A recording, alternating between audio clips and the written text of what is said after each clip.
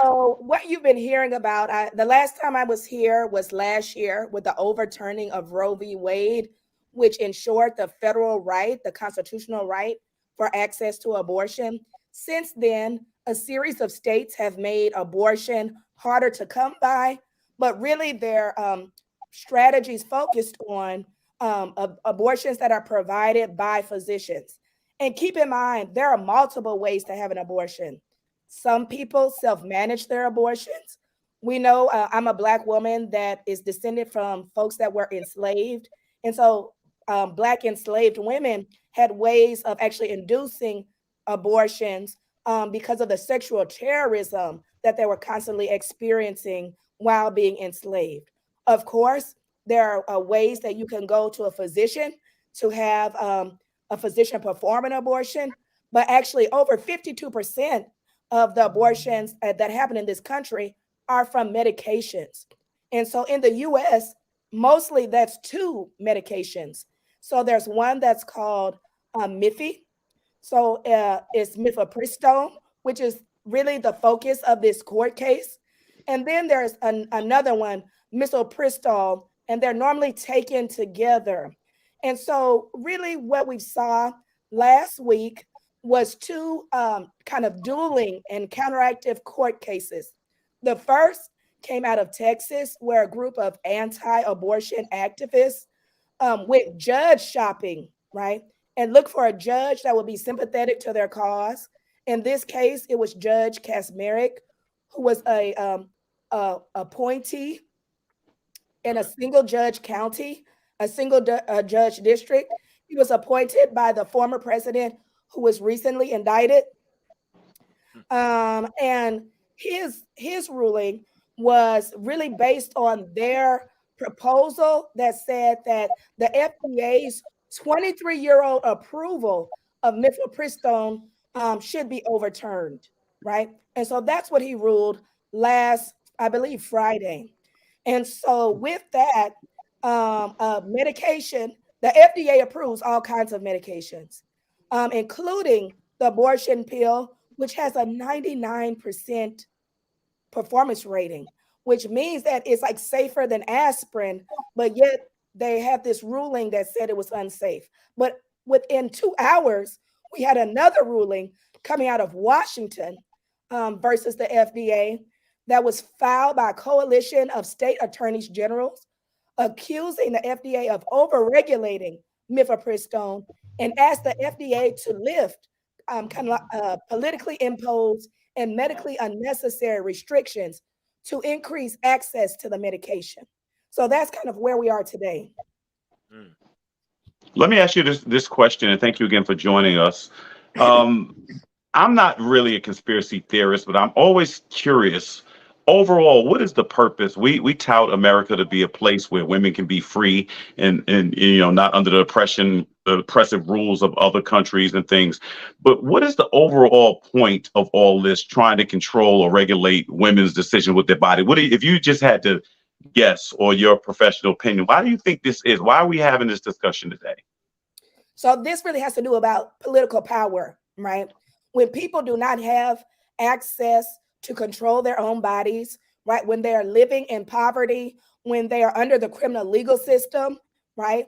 What can't felons do? Vote. Vote. Vote. There you go. Vote. So if we have another way of incarcerating a whole new subset of the population that traditionally skews more liberal, right?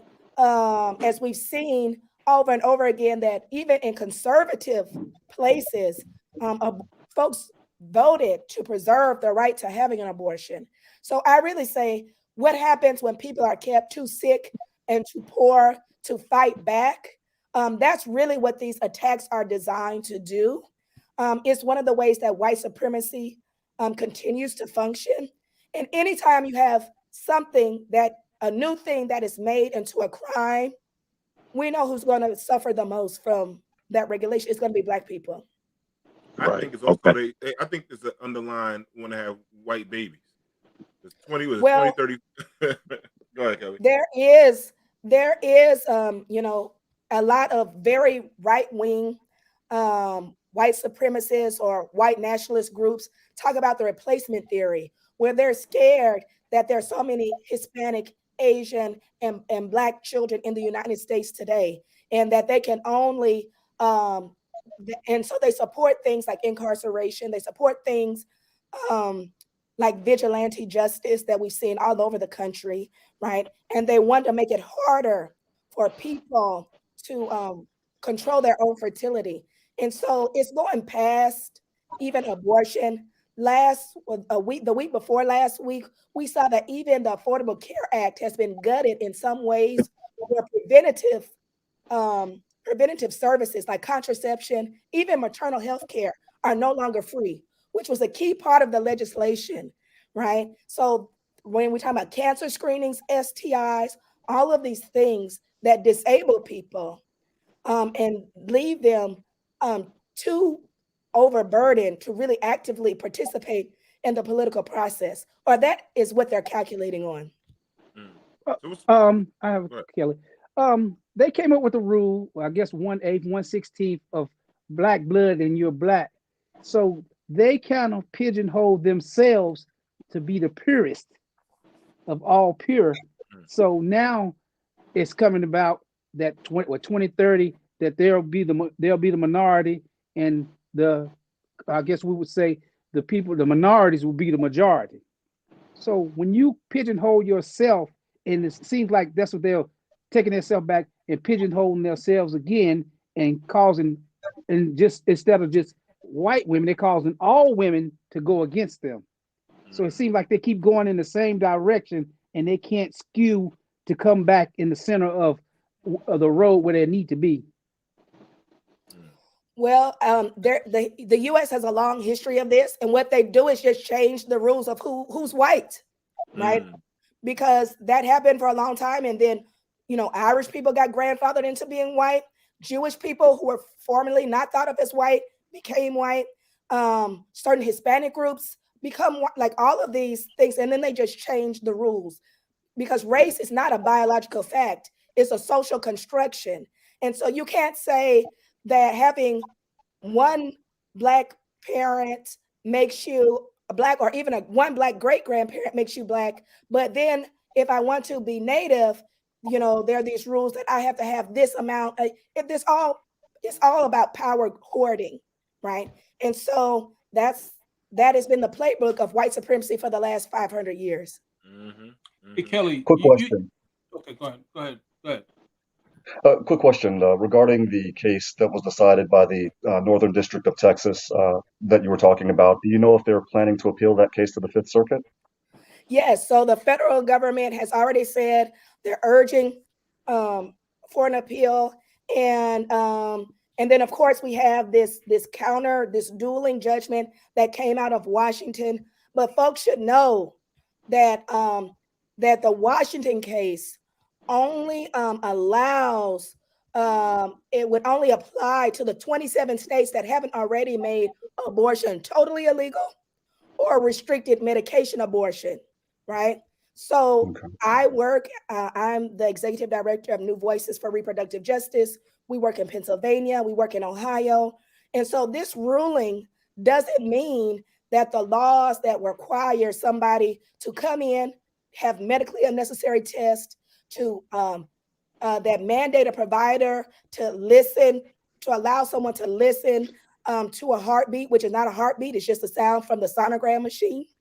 All of these things don't change, even with this Washington ruling. So we don't know what is going to happen.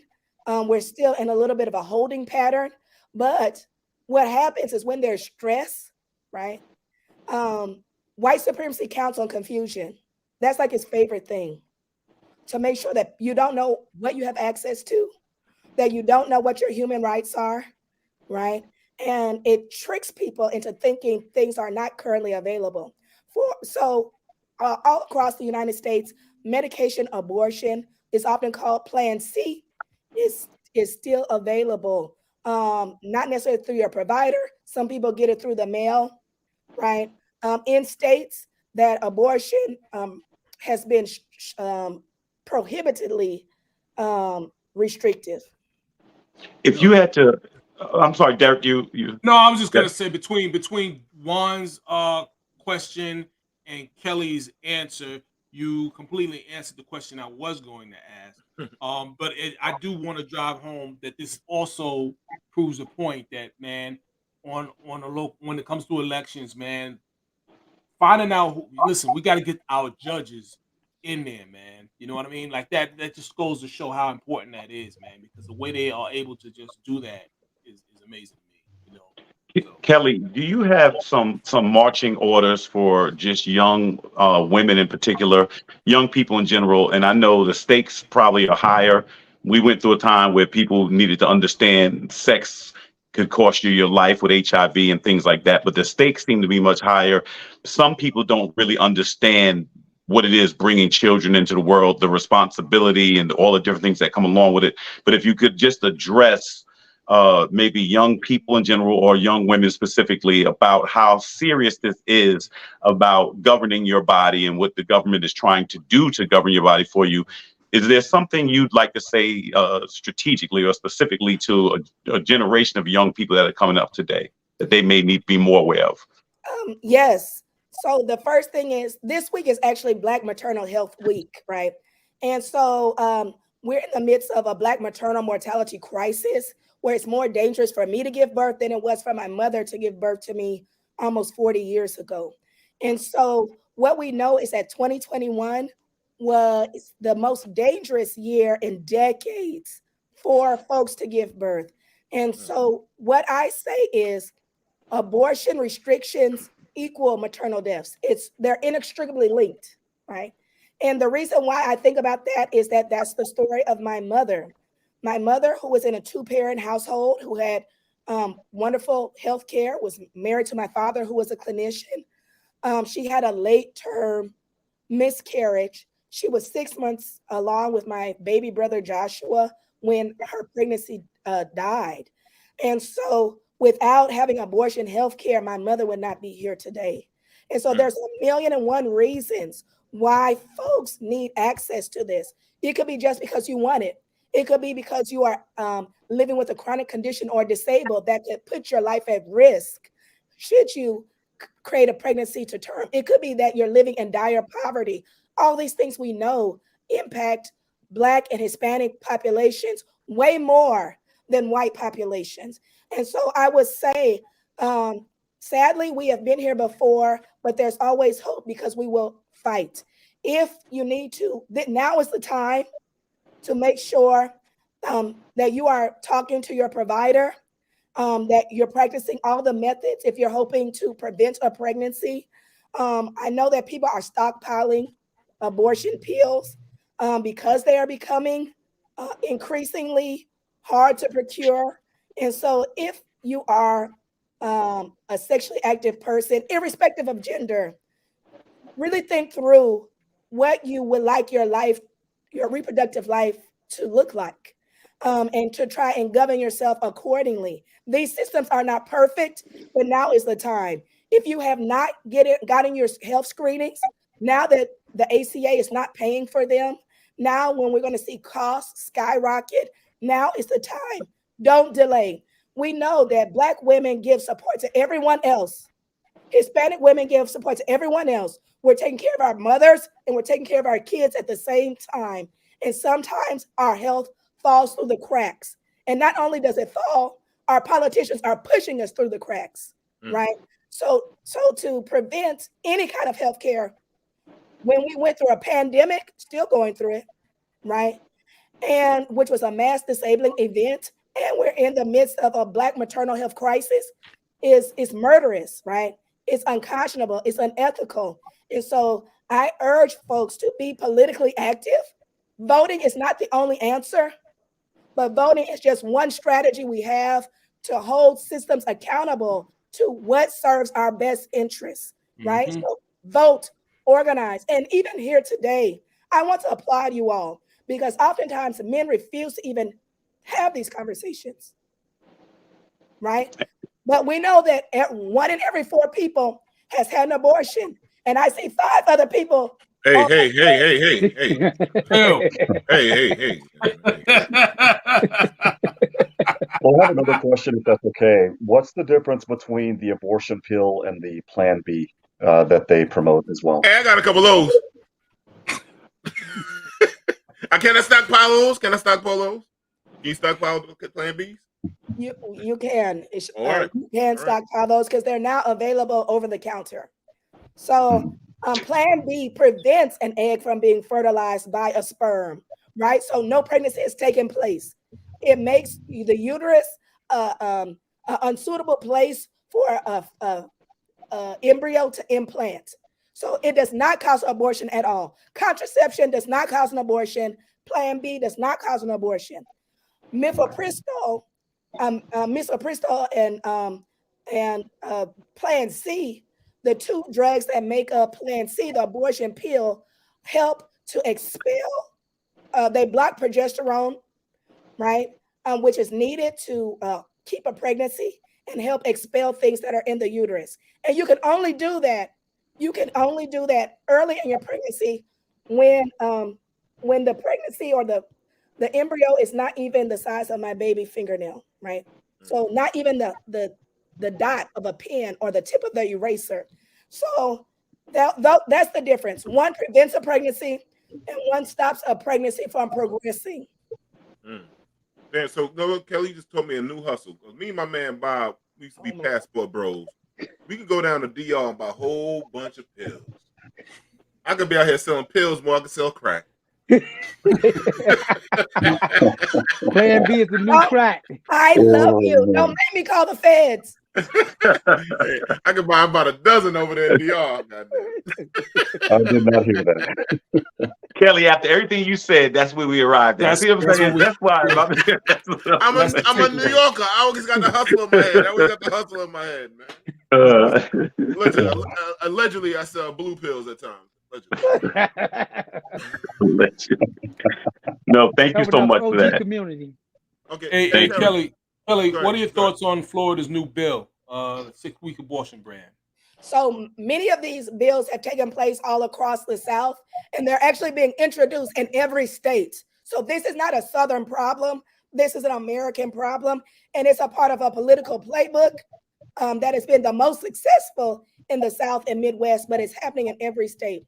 So I would say that having a 6-week abortion ban is effectively 100% abortion ban, because most people don't even know that they're pregnant within the first 6 weeks of pregnancy, right?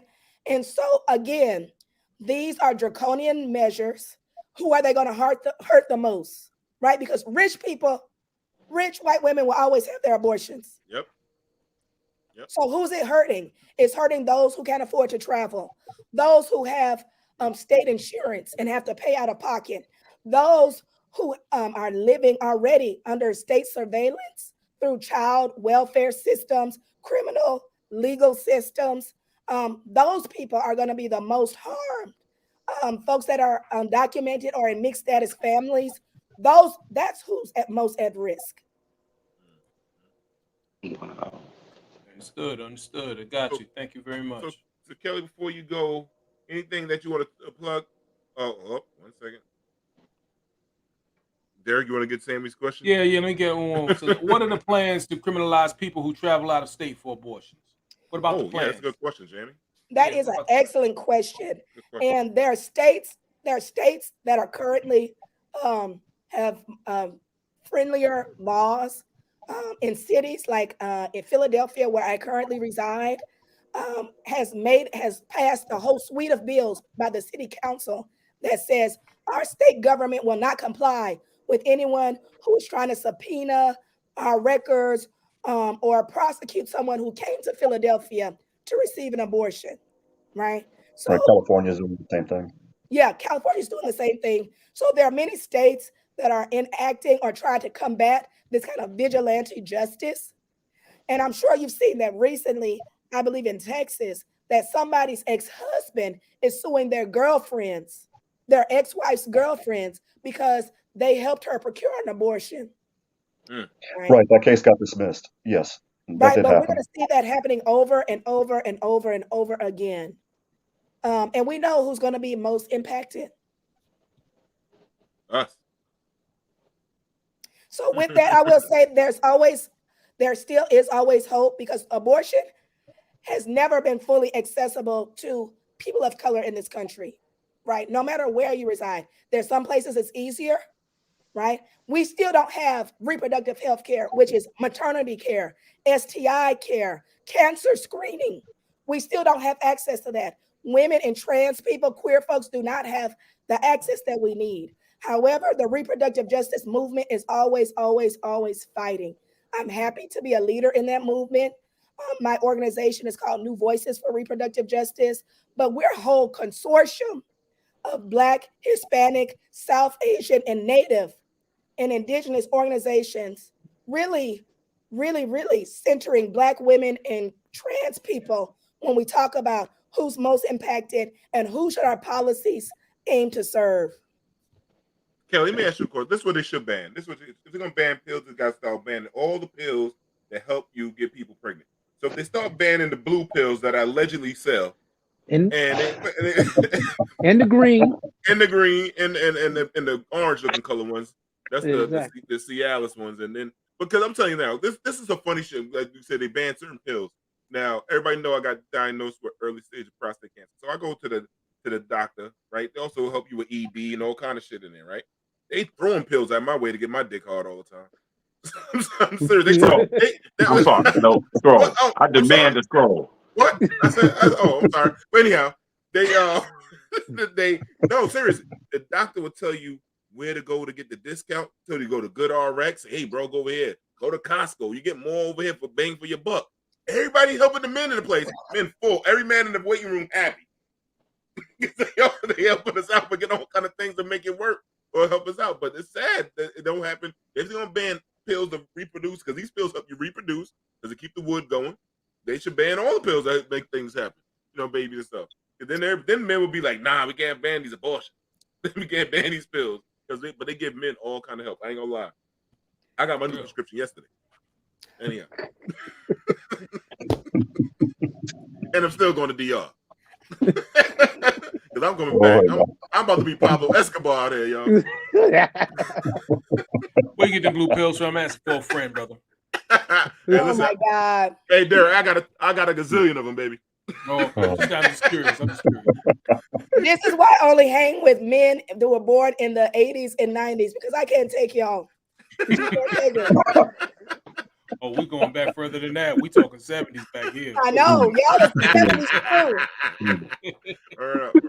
Kelly, once again, tell people your organization and everything, what y'all got going on. What's the next steps? What you got? You need us to show up anywhere and protest with you? What you got, baby? Well, I'm from New Voices for Reproductive Justice.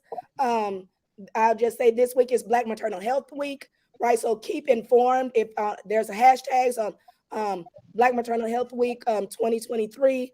There's lots of legislation. If you're not registered to vote, please consider thinking through how you are going to be active in our democracy, which we're seeing erode before our very eyes. And make sure that you're having these conversations, because whether you know it or not, someone you love has had an abortion, and someone you love has needed an abortion in order to sustain the life they have today. So when we're talking, let's have open hearts, open minds, be compassionate and considerate and supportive. Men, I'm begging you to be more supportive of the women in your lives. Have these conversations. If you're involved with students, if you have wives, if you have mothers, because even when you just take a moment, right, the things you will find out about the way reproductive oppression, right, has impacted the lives, especially of women of color, your eyes will be open into why we need full bodily autonomy today. Thank you, Kelly. Thank you, Kelly. You are the absolute best. That's my sister. She's so damn smart. You know, look at that smile. All right, Kelly Boo. Get some rest. Take care of that throat, baby. Thank you. All right, baby. Love you.